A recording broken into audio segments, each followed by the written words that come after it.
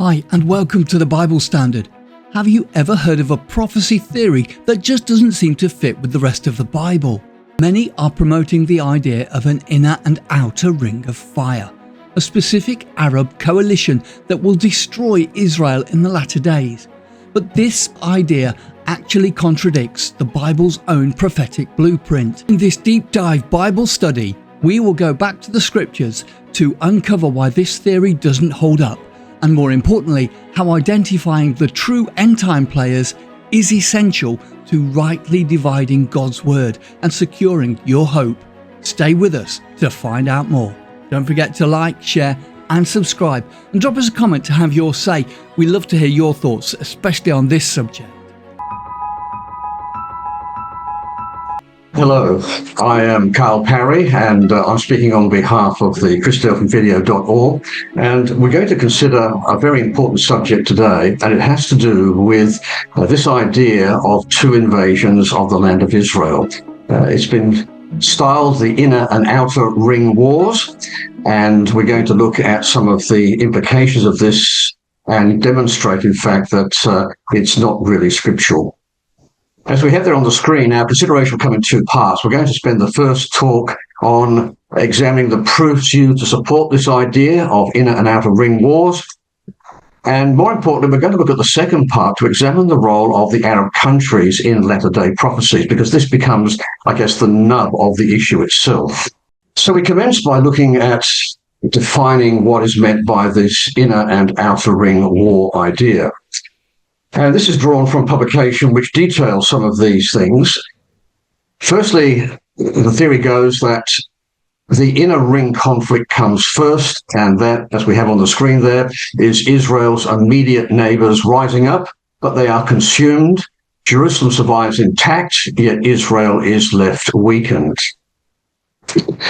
Secondly, there is then a gap. Christ appears in the heavens, seen and mourned by his people. And this is not yet his arrival in Jerusalem, they say, but his appearance that prepares the way. And then lastly, we have the global invasion, which is the outer circle of nations, people like Gog and Magog and the Confederacy of Europe. And that is an international invasion. The city of Jerusalem falls, and only then does Messiah arrive at the Mount of Olives with his saints. So that's drawn from some publications which promote this particular idea of, I guess, firstly, an Arab conflict, and then finally an Armageddon conflict. Well, how do they support this? Well, before we look at that, this really isn't a new idea. Back in the 1960s and 1970s, Brother Whitaker had a view on this, and this is an extract from his book, The Last Days. He says, it's the purpose of this chapter to suggest that, contrary to common expectation, the last great conflict before the coming of the Lord will be between Jew and Arab, and not, as is often thought, between Jew and Russian. Just as there are weaknesses, pointed out in chapter 1 of his book, in the hypothesis of a Gog-Magog invasion before the coming of the Lord, so there is a corresponding strength about the repeated emphasis of the prophets of an Arab victory over the Jews. So the idea of this Arab invasion, this inner and outer ring, it really is I guess if you like, a modification of these views back in the 1970s. And this idea of an Arab invasion was in fact promoted strongly by Brother Whitaker. There are three key passages which this particular idea uses to support them. Firstly, there is the argument from Isaiah chapter 17. This is a latter-day prophecy, they say, speaking of the destruction of Damascus by Israel. Secondly, they use Psalm 83, and they promote the idea, this is speaking of a latter-day prophecy of an invasion by Arab countries of the nation of Israel. And lastly, Zechariah 12 to 14, they try and determine this is two invasions of the land itself. Now, we're going to look at each of these particular quotations in this address, and we're going to find out that in actual fact, these three key quotes don't stand up to contextual scrutiny. Turn with me, if you would please, to Isaiah chapter 17. Now, Isaiah chapter 17 is really quite an interesting chapter itself, but once again, context is critical. On the screen, you'll see there a current picture of Damascus. from the mountainside, which is built next to. The population of Damascus is currently 2.8 million people, so it's not an insignificant city as such. And let's read verse 1 together. The burden of Damascus, behold, Damascus is taken away from being a city, and it shall be a ruinous heap. So the argument goes that Damascus is considered to be the most ancient of cities and has never become a ruin. Hence, this must speak of some future event. And most likely, the idea goes the destruction of Damascus will come, in fact, by Israel itself. So let's examine this particular proposition by those who support this inner ring idea. Firstly, there is no indication in the context as to who actually destroys Damascus. So it is a very great assumption that Israel, in fact, will do this. Point number one. Point number two, Damascus actually has experienced ruin and destruction. If you come across, just keep your hand in Isaiah 17, come across to Amos chapter 1.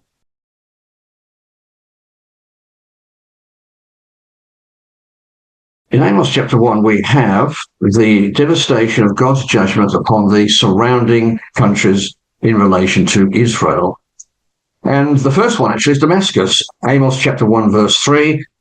Thus saith Yahweh, for 3 transgressions Damascus and for 4, I will not turn away the punishment thereof, because they have threshed Gilead with threshing instruments of iron. And therefore there was to be, particularly against Damascus, judgment. We read that in verse 4. I will send a fire into the house of Hazael, which shall devour the palaces of Ben-Hadad. I will break also the bar of Damascus, and cut off the inhabitant from the plain of Avon, and him that holds the scepter from the house of Eden, and the people of Syria shall go into captivity unto Kir, saith Yahweh. Now that is an example, and this happened earlier than Isaiah's day, of the devastation of Damascus. It is not true to say that Damascus has never been burnt or ruined, and Amos 1 proves that. From a historical perspective, we have there on the screen a link to a historian, Peter Bofsky. He was a scholar campaigns of the Assyrian, particularly Tiglath-Pileser III. And he made the point in his treatise that Damascus actually and its surrounding regions were utterly ruined. We know the Assyrian took Damascus because later on Ahaz, who was contemporary with Isaiah, was in fact invited to go to Damascus, and there the Assyrian was in power. So based on those two ideas, Amos chapter 1 says that Damascus had previously been ruined, and historical evidence from scholars that in fact the Assyrian did also ruin Damascus as it conquered them. So the foundational basis of the fact that they say that Damascus has never been ruined is actually flawed. Let's look at the context. Come back to Isaiah 17. Let's look at the context of Isaiah 17. Is this a latter-day prophecy? Well, let's read, for example, verse 3. The fortress also shall cease from Ephraim, and the kingdom from Damascus, and the remnant of Syria. They shall be as the glory of the children of Israel, saith Yahweh of hosts. Now this is an important verse, because what it's saying is that at the same time the kingdom of Damascus is attacked and taken and ruined, so also is the fortress from Ephraim. Now, that possibly can't fit into any latter-day prophecy, because you see Ephraim, the fortress of Ephraim, is Samaria. And Samaria at the moment is in Israel, simply a ruin already. What is this really talking about? Well, as we made the point, Damascus and Ephraim are inextricably linked in this prophecy. And when Damascus falls, so also does Samaria fall. What Isaiah 17 is speaking about is this confederacy of Syria and Ephraim, which occurred in the days of Isaiah, which was contrary to God's purpose. They ganged up, they made a confederacy, and they invaded Israel. Now let's come across to Isaiah chapter 7 just to show this. So this is the contextual answer of why Damascus and Samaria are in fact linked in the prophecy. Here it is in Isaiah chapter 7 verse 2. He was told the house of David, saying, Syria is confederate with Ephraim. And Ahaz's heart was moved, and the heart of his people, as the trees of the wood are moved with the wind. And so, therefore, God pronounced judgment on these two nations. Verse 8, for the head of Syria is Damascus, and the head of Damascus is Rezin, and within 65 years shall Ephraim be broken, that it be not a people. The head of Ephraim is Samaria, and the head of Samaria is Remaliah's son. If you will not believe, surely you should not be established. So those two countries, Syria and Ephraim, Damascus and Samaria, are the subjects of this twin prophecy. So when we come to verse 16, God said, for before the child Emmanuel shall know to refuse the evil, to choose the good, the land that thou abhorrest shall be forsaken of both her kings. It would no longer be a kingdom. Also, chapter 8, verse 4. For before the child shall have knowledge to cry, my father and my mother, the riches of Damascus and the spoil of Samaria shall be taken away before the king of Assyria. And that's why Isaiah 17 links these two nations together. They were the subjects of judgment by the Assyrian. Let's come back to Isaiah 17, because the context continues to reinforce this historical fulfillment. For example, in verses 4 to 6, we read of the emaciated state of the northern tribes. In verse 7 and 8, we read of this remarkable interest in the God of Israel, and really refers historically to the event when Hezekiah later on sent messengers to the north, and many responded and came back to the true God. And then verses 9 to 11 describe once more the emaciated, the awful state of the northern tribes as a result of this particular invasion. So contextually, from verses 1 to 11, we see incidents describing the Assyrian conquest of those two powers. Nothing to do with a latter-day prophecy. However, there's always a however, isn't there, with Isaiah? Isaiah loves to slip from the present to the future. And that's no exception in verse 12. Woe to the multitude of many people which make a noise like the noise of the seas, and to the rushing of nations that make a rushing like the rushing of mighty waters. And we now turn from local events to international events, and this really is what Isaiah does frequently in his prophecy. The transition point and the transition thought, which is always a fascinating thing to understand with Isaiah, is that Isaiah has used this idea of the roaring of the sea already in chapter 5. In chapter 5 and verse 30, he describes the Assyrian bursting across its banks, invading the northern tribes and dissolving Samaria as a capital. And this imagery now, the Assyrian invasion, which has been the context of the first 11 verses of the chapter, now becomes a transition point that just as Assyria overwhelmed these countries, so one day God is going to involve all nations in a conflict of which he will destroy their power. So the invasion of Assyria, washing of the whole land by this tremendous wave of power, becomes the transition thought of a fully latter-day international conflict. God will rebuke, in verse 13, them, all nations, an international, not an Arab confederacy. This point's being made. It's an international one. All nations will be, in fact, rebuked. So just summarizing, Isaiah 17 contextually has nothing to do, the first 11 verses, with anything in a latter-day destruction of Damascus by Israel. The context just doesn't support that. However, in verse 17, verse 12 to 14, should I say, we find that the transition thought brings us to a latter-day conflict involving all nations. Let's look at Psalm 83. I'd like you to turn to Psalm 83, if you would. This is rather an interesting psalm. It's one of the psalms of the sons of Asaph. And it describes the enemies of Israel attempting to cut off the nation of Israel. So it's quite a dramatic psalm. The assumption made by those who support this inner and outer ring theory suggests that Psalm 83 is in fact talking about a successful Arab conquest against Israel in the last days. It is this invasion by these powers mentioned in Psalm 83 who will invest Jerusalem and finally be defeated by Almighty God. Well, let's look at Psalm 83. Let's examine what Psalm 83 is talking about. If it involves a latter-day invasion of Arab countries, there are some contextual problems. See, verse 1, keep not thou silence, O God, hold not thy peace, and be not still, O God. For though thine enemies make a tumult, and they that hate thee have lifted up the head.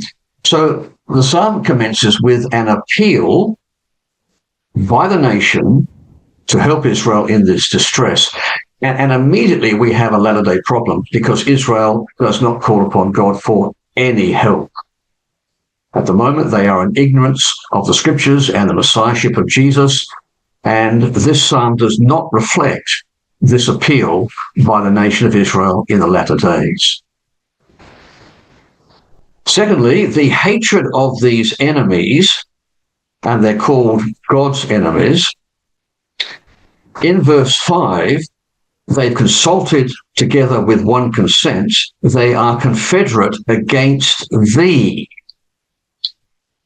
So the current Arab enmity of Israel, of the Arabs against Israel, is not a conflict in which they seek to fight against God. You see, Israel does not currently acknowledge God, let alone the Arab powers, but this particular psalm is an invasion by people who want and seek to destroy any vestige of remembrance of God. Now, that doesn't fit the current context of Israel. When we come to verse 7, we find, in fact, that from verses 6 to 8, we find 10 powers that are mentioned. And one of the key problems we've really got is this word Amalek in verse 7. Because as we have there on the screen, the Amalekites, in fact, inhabited the southern part of Israel in the Negev desert. So this can't possibly refer to a latter-day invasion because, you see, Amalek is part of Israel. It's not part of any Arab territory. And therefore, it would be an anachronism to have Israelis in the Negev fighting against Israelis in Jerusalem. It just does not fit with an Arab enemy. You'll also notice that Egypt is missing from this particular confederacy of nations. Now, Egypt, of course, is one of the countries round about Israel. It's a natural enemy of Israel, and it's missing from the list. Now, when we come to Zechariah 12, one of the points that's being made from that chapter is that all nations round about are involved in this inner ring invasion. Well, that doesn't work because, you see, Egypt is missing from this equation. We also find in verse 12 that the invaders say, let us take to ourselves the houses of God in possession. The Hebrew actually is the pastures of God. Now, the Arabs today don't view the land of Israel as God's possession. In fact, they believe it to be their rightful inheritance, and they make no reference to God's land. As far as they're concerned, it's a secular vision of Israel today.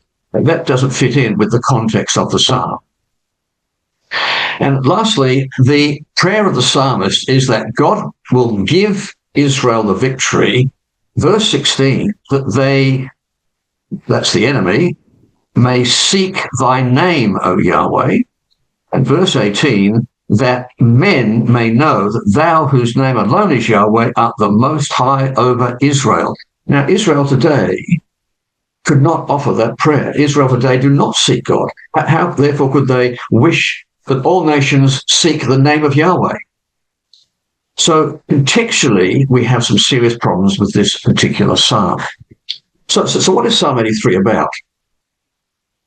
Well, we're not going to go into in any great detail, but the most likely context of Psalm 83 is found in the invasion of the Eastern powers detailed in 2 Chronicles chapter 20 under the reign of Jehoshaphat. And there are some very nice connections which link and anchor this psalm specifically to that incident. We learn firstly that the invasion of the enemies from the east is the same as reflected in this psalm. We're not going to turn to the 2 Chronicles 20 verse 2 reference, but you're going to see there that Edom, Ammon, and Moab, and others also, says the record, came to invade Israel. We also know that Jehoshaphat brought the people into the temple and asked God for help. And that's a reflection of some of the thoughts of this psalm. It is a prayer by Israel, by the king, who sought God's assistance. That just will not work in a latter-day context because Israel at the moment do not believe in the existence of God, or most of them. We also find that the motive of the invaders in the times of Jehoshaphat were to cast Israel from their divinely appointed possession. And that's exactly what Psalm 83 is about, isn't it? They seek to disinherit Israel. They seek to invade the pastures which God has, in fact, looked after. And God used a son of Asaph in 2 Chronicles 20, verse 14, to answer that prayer. And lo and behold, Psalm 83 is a psalm of the sons of Asaph. So we're in good context. We find, in fact, that when Jehoshaphat, through faith, brought the singers before the army, which is a remarkable sign of faith, into the valley, at the end of that valley, the end of that wadi, they found that all the enemy had, in fact, turned upon itself. Now, that is precisely what happened in the days of Gideon. And we find that that answers to the prayer, doesn't it? Psalm 83, verse 11, make their nobles like Oreb and like Zeb, yea, all their princes as Zebah and Zalmunna. And that's exactly what happened when the enemies turned their own weapons upon themselves. And lastly, the end result of this conflict, an incredible defeat of a massive confederacy in the days of Jehoshaphat, the end result is described for us in 2 Chronicles 20, verse 29, and the fear of God was on all the kingdoms of those countries when they heard that Yahweh fought against the enemies of Israel. So it wasn't just a Jewish victory, it was Yahweh fighting against these enemies. And when that became known, then the kingdoms of those countries became terrified of Israel. And that reflects, of course, the request of Psalm 83, that men may know that thou, whose name alone is Yahweh, art the most high over all the earth. So summarizing all of that, we find, in fact, that Psalm 83 just does not fit into latter-day context. We have the issue of Israel's belief in God mentioned in Psalm 83. That's not the case with Israel today. We have their desire of this psalm that Yahweh will be known. That will not be the result of this invasion. We have the mention of Amalek. Amalek in the Negev cannot be an Arab invader, so that breaks down. And lastly, the Arabs themselves don't seek to take Israel as God's possession. They seek simply to just disinherit Israel. So all of those contextual arguments cast a great deal of doubt upon Psalm 83 being a latter-day confederacy. If I could just make a personal comment, if we could perhaps maybe see a shadow here, that may work more. And like shadows don't have a definitive detail. I mean, certainly in the end, all nations will seek the destruction of Israel. And Psalm 83 in spirit would, I suppose, be part of that hatred which the enemies of Israel have. But again, the context of Psalm 83 is really a connection with the history of Israel in the past. Well, that brings us to Zechariah chapter 12. Let's come to Zechariah chapter 12, shall we? Zechariah chapter 12, 13 and 14 is the main plank of this idea of a two-step invasion, an invasion by Arabs, an invasion by Russia and her confederacies. So we asked the question, well, is Zechariah 12 describing Armageddon, or is it entirely a different invasion of the land? And we would like to say unequivocally that Zechariah 12 is in fact describing Armageddon, and we intend to demonstrate that in a moment. There are three main points which point to the unity of Zechariah 12, 13, or 14 in its description of one singular event. The first that we're going to see is the connecting phraseology that go through all three chapters. We're not talking about separate events, we're talking about an event, a key event that links all of these chapters together. Secondly, we're going to find that the language of Zechariah chapter 12 describes an international attack on Jerusalem, not a local Arab attack. And we'll have a look at the way that phrase is used. And lastly, if we read Zechariah 12, 13, and 14 in a sequential and chronological way, we're going to come into some serious issues, some real problems, and we'll have a look at those. Because the argument is that Zechariah 12 is Arab invasion. Zechariah, the end of Zechariah 12 and Zechariah 13 is the conversion of Israel, and then Zechariah 14 is a second invasion. So they read the chapters sequentially, and we're going to find there are serious problems with that approach. So let's take the first one, the connecting phrases and terminology of chapters 12 to 14. Well, I'm sure you're aware that there's a phrase that's used in that day. It occurs 7 times in chapter 12, 3 times in chapter 13, and 7 times in chapter 14. I guess there's a nice balance there, even though the chapters themselves are themselves inspired by God. If you love colouring in your Bible, well, that's a good exercise to actually do, because in that day will stand out. It is quite significant. Now, the point is that we have the interpretation of this day. We don't have to guess. And it's found for us in Zechariah chapter 14 and verse 1. Behold, the day of Yahweh cometh, and thy spoil shall be divided in thee. So in that day is defined as the day of Yahweh. And we know that the day, the battle of the great day of God Almighty, Revelation 16 verse 14, is a reference to Armageddon. The record did not say that there are 2 days, or 2 phases, or 2 aspects, or 2 time slots. In that day is the binding incident that brings them all together, defined by chapter 14, verse 1, as the day of Yahweh, the battle of that great day of God Almighty, Armageddon itself. So that phrase, I think, is highly significant in binding these chapters together. As I said, it doesn't say in those days, or it doesn't say phase 1, phase 2, or anything like that, or day 1, day 2. It's a singular day which God has. Now, we know it's not a particular day. It is a time frame, but it's all united as a single event. And that single event is described for us in these 2 chapters. Secondly, we're going to notice that there is a gathering of powers in both chapter 12 and chapter 14. So, for example, chapter 12, verse 3, the end of that verse, all the people of the earth be gathered together against it. Now, I want you to notice that. All the people of the earth be gathered together against it. And we're going to just demonstrate the significance of these expressions through here in a moment.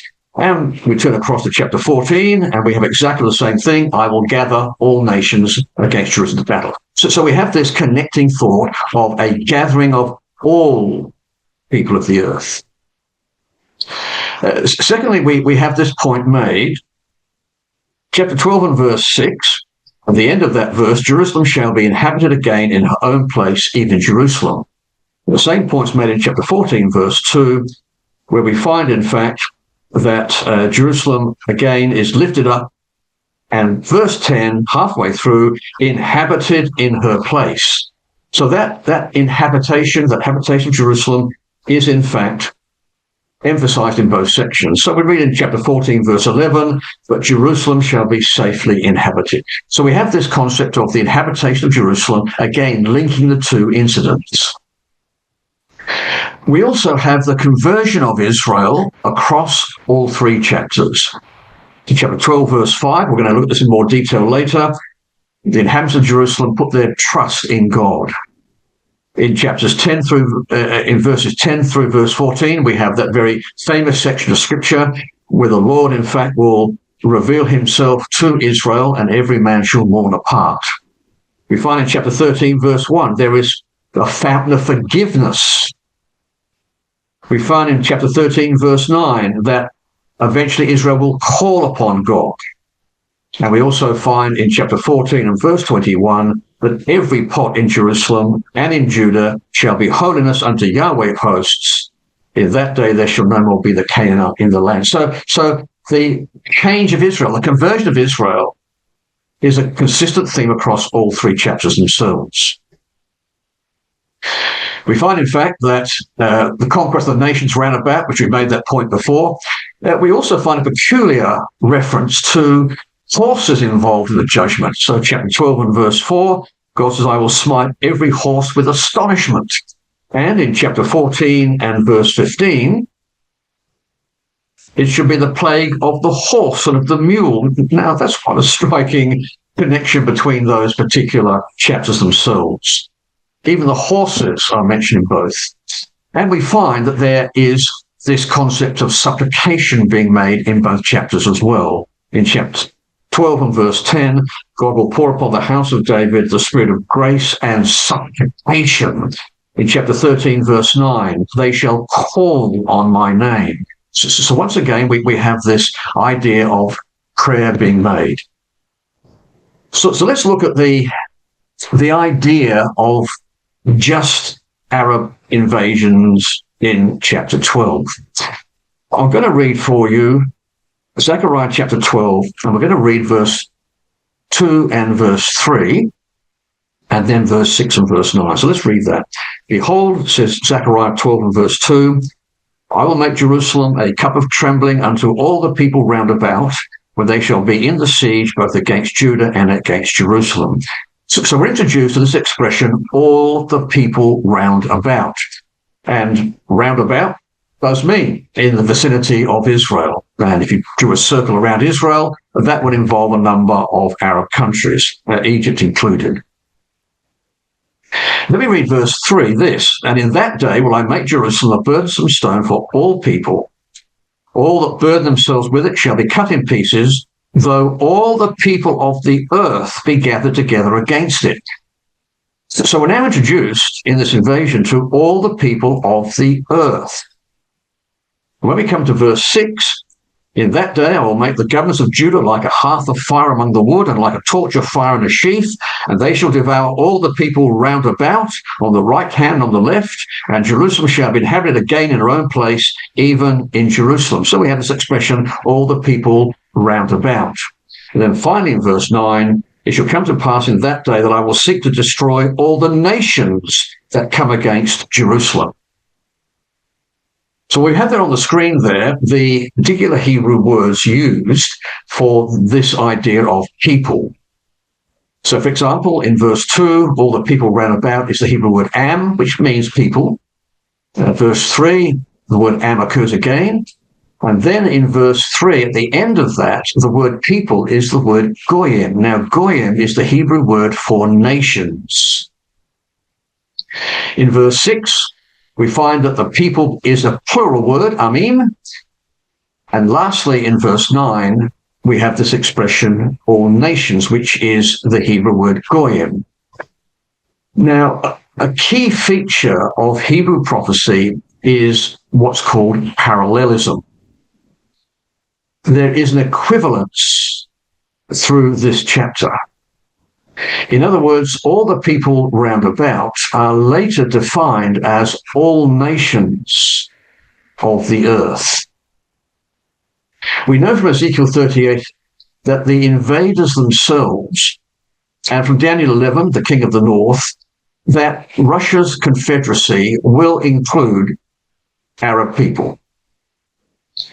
However, Zechariah chapter 12 is paralleling all people round about with all nations of the earth, all nations coming against Jerusalem, because it's a wider confederacy. This is not limited to a local Arab invasion. And we find precisely the same thing in Zechariah chapter 14. So verse 12, for example, this shall be the plague wherewith Yahweh shall smite all the people that have fought against Jerusalem. Their flesh shall consume away while they stamp on their feet. And in verse 13, it shall come to pass in that day that a great tumult from Yahweh shall be among them, and they shall lay hold on every man his brother. It's paralleled with all nations in verse 2 of Zechariah 14. I will gather all nations. As you can see from those particular quotations, it's the all nations. So we find, for example, in verse 14, Judah also shall fight at Jerusalem, and the wealth of all the nations round about shall be gathered together, gold and silver. So this idea of all people round about being limited to a local Arab inner ring invasion is not supported by the context of the chapters and this idea of paralleling all people round about with all nations. And I think that's a very compelling argument to demonstrate this is an international event in both chapters. Now, one of the points made in this idea of an inner ring is that Zechariah 12 does not say that Jerusalem is captured and falls to the enemy. And the argument goes, well, we definitely know that in chapter 14, so it must in fact be a different invasion. Well, is there any hint given in chapter 12 of the capture of Jerusalem? And the answer is found in verse 6. The end of that chapter, end of that verse, Jerusalem shall be inhabited again in her own place, even in Jerusalem. Now that implies that Jerusalem was previously inhabited and then depopulated and then inhabited again. And that can only occur, in fact, if Jerusalem fell to the enemy. That's what the invasion of all nations does. It depopulates the city. And God says, I will make sure that Jerusalem shall be inhabited again. And of course, that depopulation is explained for us more clearly in chapter 14 and verse 2, when half the city shall go forth into captivity. And as I mentioned previously, the inhabitation of Jerusalem is highlighted also in chapter 14. Now, if we look at chapters 12, 13, and 14 sequentially, we have some really serious problems. In actual fact, we have 3 conversions mentioned in this chapter, or these chapters. For example, chapter 12 and verse 5, the inhabitants of Jerusalem now find strength in God. In chapter 12, verses 10 to 14, they repent. And in chapter 13, verse 7 to 8, they are cut off, but the survivors call upon God. Now, if you read this sequentially, we've got a serious problem here, because we've got 3 particularly highlighted conversions of Israel, which actually makes no sense. They're either converted or they're not converted.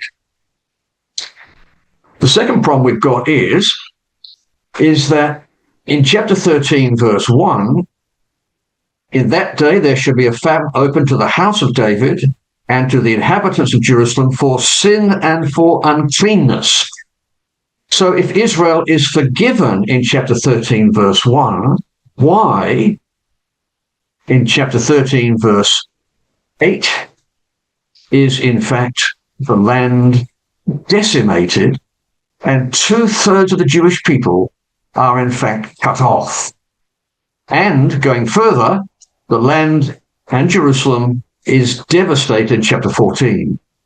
See, sequentially, it doesn't work.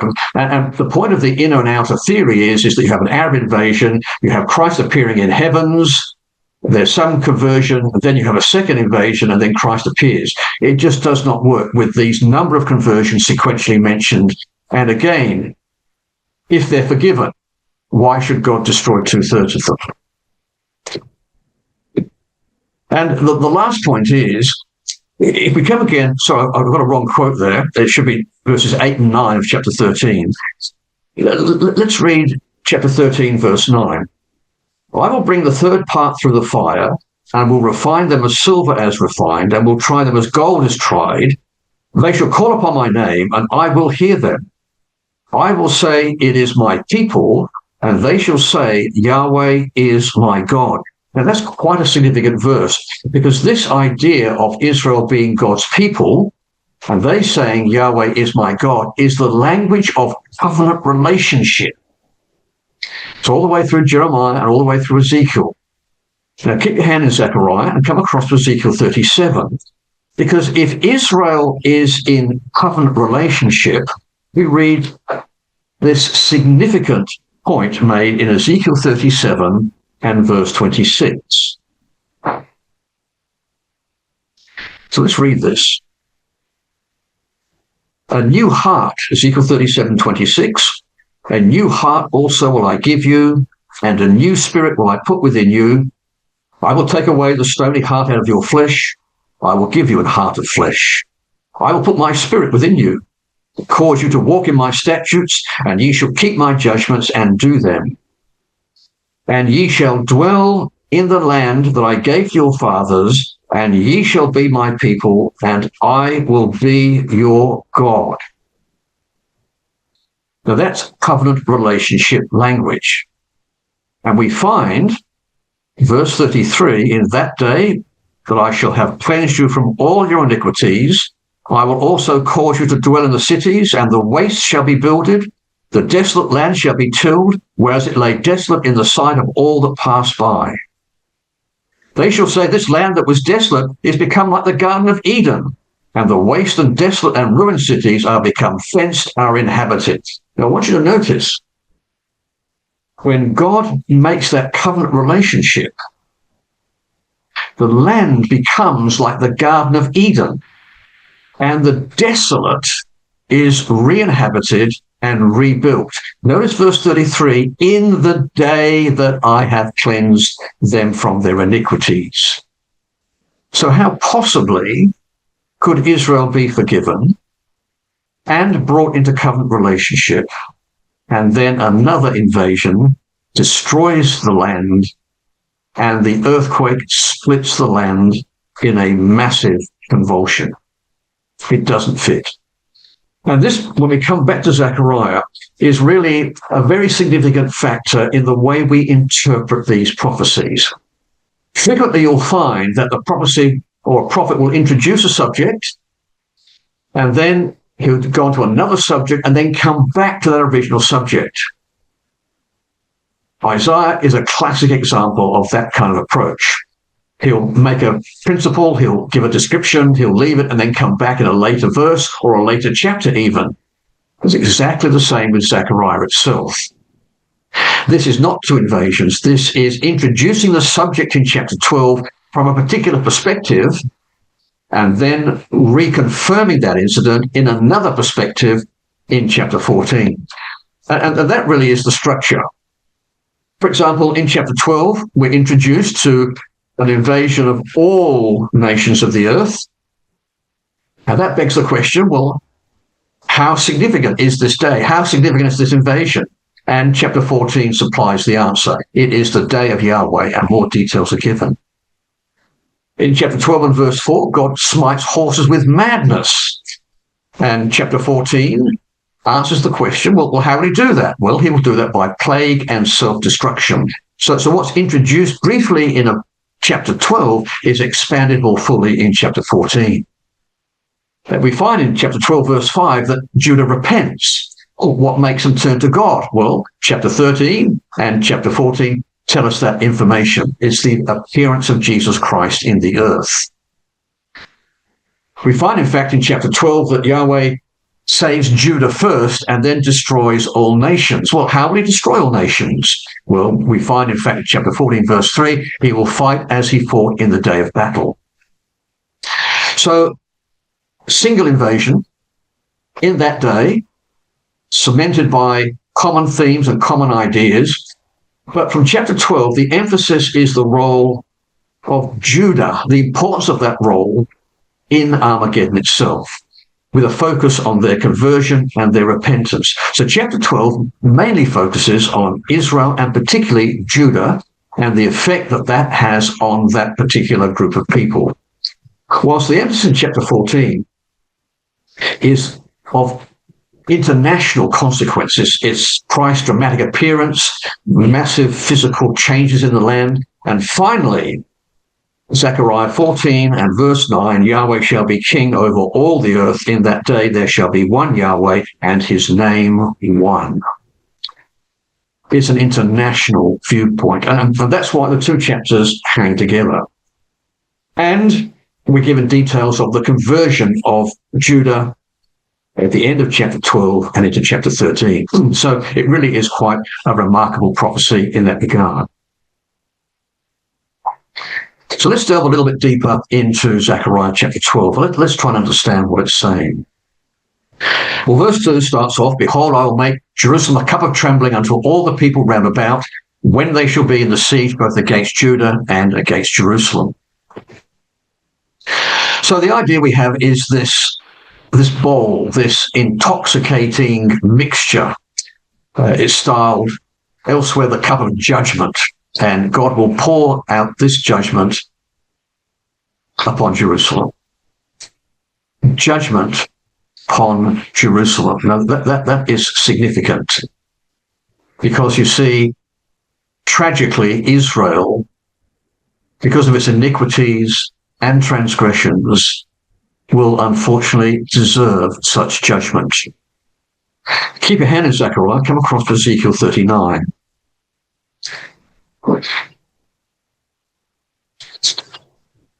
It's not just an invasion for God to punish the nations, which, of course, it is, but there's more to it than that. In Ezekiel chapter 39, we're told about the reason for the invasion, or one of the reasons for the invasion. We find, in fact, in verse 24, according to Israel's uncleanness, according to Israel's transgressions, have I done unto them, and hid my face from them. Therefore, thus saith the Lord Yahweh, now will I bring again the captivity of Jacob, and have mercy upon the whole house of Israel, and will be jealous of my holy name, after they have borne their shame and all their trespasses whereby they have trespassed against me, when they dwelt safely in the land, and none made them afraid. Now we know in Ezekiel 38 that the confederacy of Gog, Russia and all her allies will invade when Israel dwells safely and none makes them afraid. But Ezekiel 39 tells us that Israel is in full transgression, having iniquity and trespass against me. So this cup of trembling is not just God punishing nations around Jerusalem. It is also because tragically the Jewish people are being also punished for their gross iniquity. And if you look at the nation of Israel today, very divided society. Tragically, Tel Aviv is called the gay capital of the Middle East. You have Judaism rampant with the Orthodox Jews. You have, tragically, a nation that is full of trespass and iniquity. And that's why this cup of judgment is to be poured out. It's bigger than a cup. Revelation 16 calls it the sixth vial. It's a bowl. It is a significant event. Let's come back to Zechariah chapter 12. We've seen this expression, all the people round about, through parallelism in the subsequent verses. It's another expression involving all nations in verse 3 and all nations in verse 9. As we mentioned before, this really is explained for us more fully in chapter 14 and verse 1. What is interesting is that the siege is not just against Jerusalem. The Revised Version has, moreover, also on Judah shall the cup be in the siege against Jerusalem. So judgment will occur on the whole land. And a siege does suggest a prolonged campaign. We know that the word Judah, in fact, isn't just the two tribes in the south. Judah is a prophetic tag, if you like, a prophetic representation of all Jews in the land itself. It will be a massive campaign against all the people of Israel in that land, with Jerusalem as the focus. Now, verse 3 says, in that day will I make Jerusalem a burdensome stone for all people. All that burden themselves with it shall be cut in pieces, though all the people of the earth be gathered together against it. And once again, we have this international dimension. So the picture is not just of a local incident, it's all nations who are drunk with rage, trying to move this obstacle which threatens everything about the world. We've seen tremendous, tragic increase in anti-Semitism across the world. It is absolutely tragic. And that will continue and continue until all nations finally need to get rid of this Jewish problem once and for all. And it's like moving this huge boulder on a building site. And as they rock it backwards and forwards, they are cut and bruised in their attempts. This stone will be replaced by another stone. A stone in Daniel chapter 2 that will eventually grow and grow and grow and fill the earth. The Lord said that if you fall against that stone, you'll be crushed. That's the end. It's an invasion by all people. It's an international consideration, an international problem. And we have seen that today in the conflict of October the 7th and its subsequent 2-year war. We have seen all nations being involved in this. When you deal with Jerusalem, you deal with international events. Took me a while to find a picture like this, but I think it's quite graphic. Horses become the focus of this particular invasion. And that also is a strong connection with Ezekiel chapter 38, with Gog coming with horses and chariots. And this is the language of warfare of the ancient world. But it's interesting, isn't it, that both Zechariah 12 and Ezekiel chapter 38, as well as Zechariah 14, all bring in the judgment of God against the horses. Every horse will be smitten with blindness.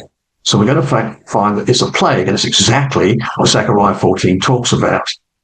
Horse and rider, well, that's the language of God's victory over the Egyptians, isn't it? This is the power of God's hand against worldly powers like Egypt. And you may be interested that this verse uses 3 quite unique words: astonishment, madness, and blindness. And all 3 words only occur in one other place, and that's in Deuteronomy 28, verse 28. Let's just come to that, shall we? Keep your hand in Zechariah, come across to Deuteronomy 28. Just gives an idea of what this actual verse means. And we know that Deuteronomy 28 is a chapter about the cursings against a idolatrous and evil nation, Israel. So here we have it in Deuteronomy 28, verse 28, Yahweh shall smite thee with madness, blindness, and astonishment of heart. Those are the 3 words. And we have the explanation. Thou shalt grope at noonday, as the blind gropeth in darkness. Thou shalt not prosper in thy ways, and thou shalt be only oppressed and spoiled evermore, and no man shall save thee. It is a symbol of utter blindness and destruction.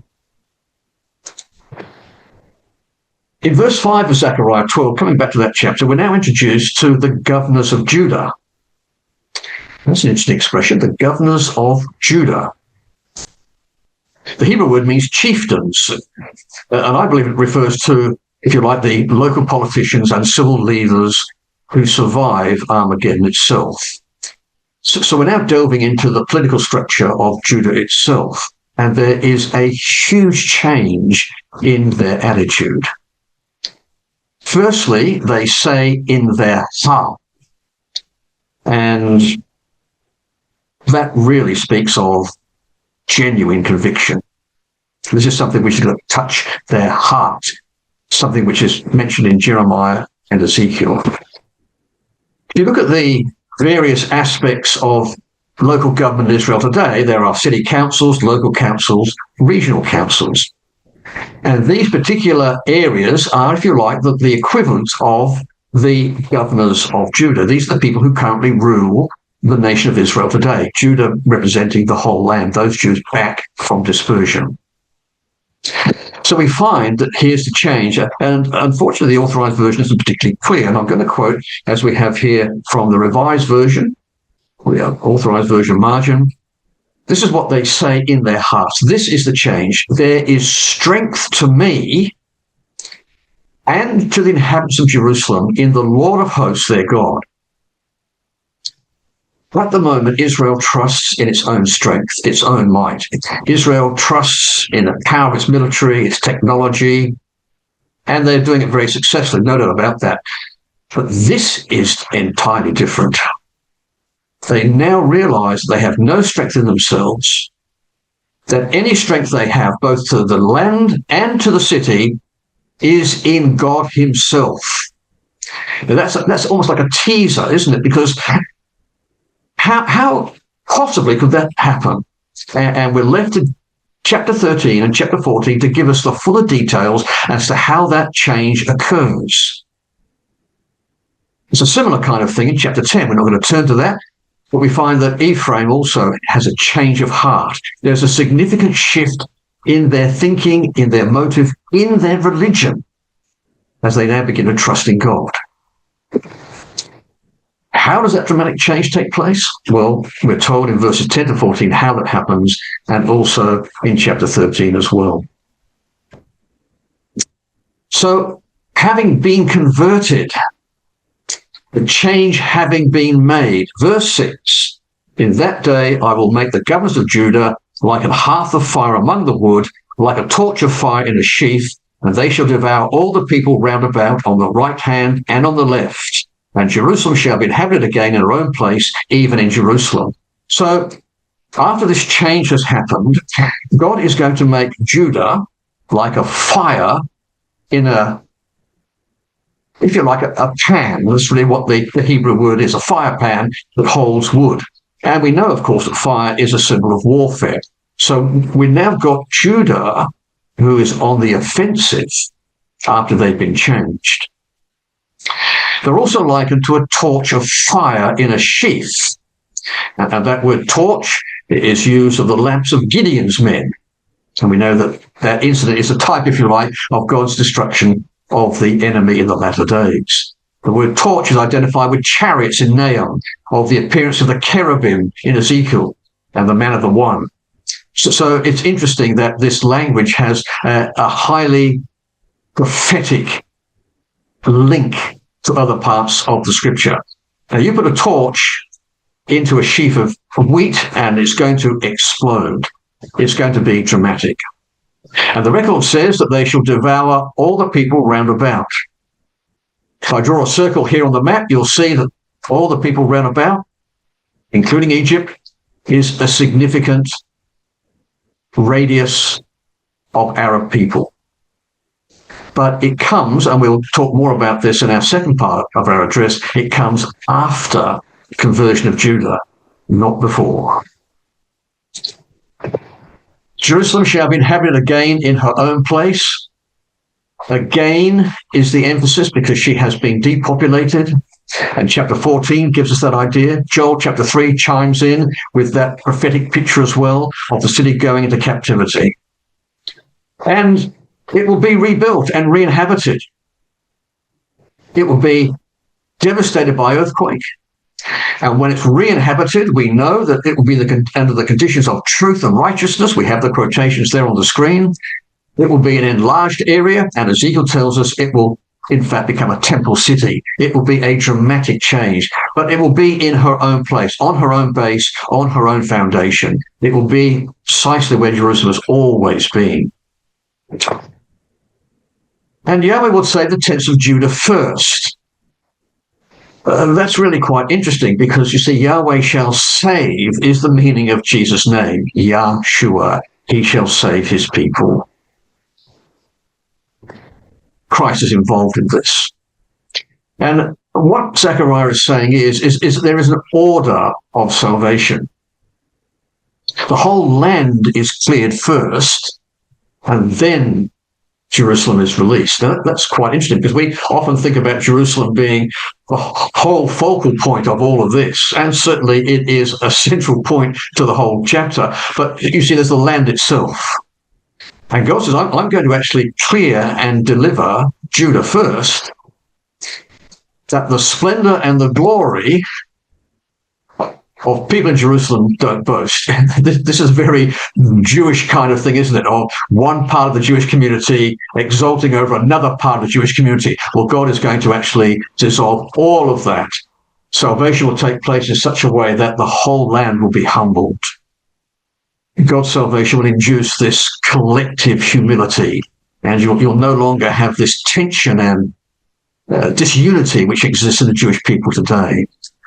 People in Tel Aviv don't regard people in Jerusalem, and vice versa.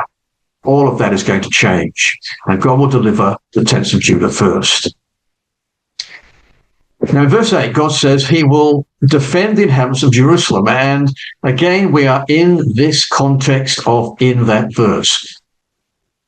We're really giving a little bit more information about verse 5, this change in Judah's heart. How will they put their trust in God? How will this idea of them bring their strength in God take place? Well, God is going to defend the inhabitants of Jerusalem. That word defend, the Hebrew word means to hedge about, to cover. And it's talking about the people, not so much the city. The city will be destroyed. The city will actually be desolated by the invader. But the inhabitants are eventually going to be delivered. And that's the point of this verse. It's not talking about the city. It's talking about the inhabitants of the city. And that's a crucial point to note. How will he become a hedge or a cover?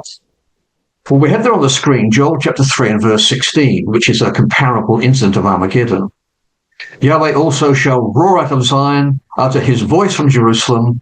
The heavens and the earth, that's the political heavens and earth, the Jewish state shall shake, but Yahweh shall be the hope. And the Hebrew word is refuge or shelter. This is how he hedges about.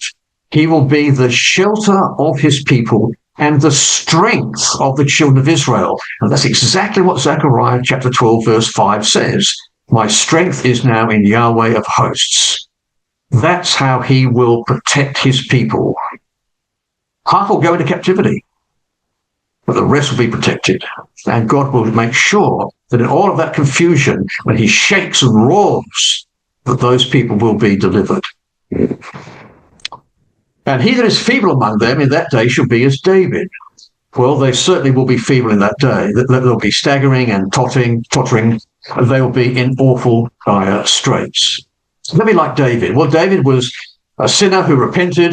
He was forgiven, and he went on to make enormous conquests. And that same chastening, that same Davidic disposition will be in this nation. That is part of this great change. And we come across this expression in Zechariah chapter 12, the house of David. Verse 8 says, in that day shall Yahweh defend the inhabitants of Jerusalem. At that day shall they be as David, and the house of David shall be as God, as the angel of Yahweh before them. Now, the word angel is the Hebrew word malach. It means a messenger. So what does this mean? Who is the house of David? Well, the house of David is an expression used to describe the rulership of the land. And if we were to put a modern-day application to that, it would be current government of Israel. Now, we know that they speak of mortal people, because chapter 13, verse 1 says, in that day there shall be a fountain open to the house of David for sin and for uncleanness. So it must refer to mortal people. And I believe that the house of David, being the rulers of the land, mortal men and women, refers to the current government of Israel, whoever that will be at the time. I mean, Netanyahu may not be in power when Armageddon occurs. But it makes it very real, doesn't it, that whoever survives in the current Knesset are going to be an entirely changed people. Really quite interesting. They shall be as Elohim. They're not going to be Elohim. They shall be as or like Elohim. Now, the word Elohim, mighty ones, is used of mortal people. Psalm 82, verse 6 demonstrates that. They were the judges in Israel. They represented God, therefore they were called Elohim. So these rulers, whoever survives, whoever's in government, are going to be viewed with honor by the mortal populations as representatives of God, just like Aaron was God to the people of Israel in Egypt. And we know from other parts of the prophetic word that some of these survivors of Armageddon will actually go forth into the world to, in fact, bring their Jewish brethren back. The angels of God, the messengers of God, well, they were there to keep Israel in the way and to bring them to the place which I have prepared. And that's exactly what Isaiah 66 talks about. We're not going to go into that today, but Isaiah 66 says that these mortal messengers will be sent, they're apostles, they'll be sent into the world with Elijah and the saints to bring the Jewish people home, to keep their brethren in the way and bring them back to their inheritance. Quite remarkable, isn't it? And lastly, we conclude this first part of our talk. God says, it shall come to pass in that day that I will seek to destroy all nations that come against Jerusalem. Now, that word seek means to search out. Now, those who believe in an inner ring theory says it doesn't mean to search, it means to begin to search. It doesn't. The Hebrew word is used of seeking, searching, not starting to search. God will have, like the commandos of the day, a search and destroy mechanism in place. He will search out the enemy, he will find them, and he will destroy them. That word seek is used later, previously in Zechariah chapter 8, of seeking immediately. How will this destruction happen? Well, that's chapter 14. In our next talk, we'll talk about how the Arabs are in fact conquered and transformed. And we look forward to your presence on that occasion. Thank you. Don't forget to hit that like button. It really helps the channel grow. Drop a comment in the comment section and let us know what you thought. And make sure you subscribe and turn on notifications so you never miss a new upload. Please share it and spread the word. Thanks for watching, and remember to come back soon.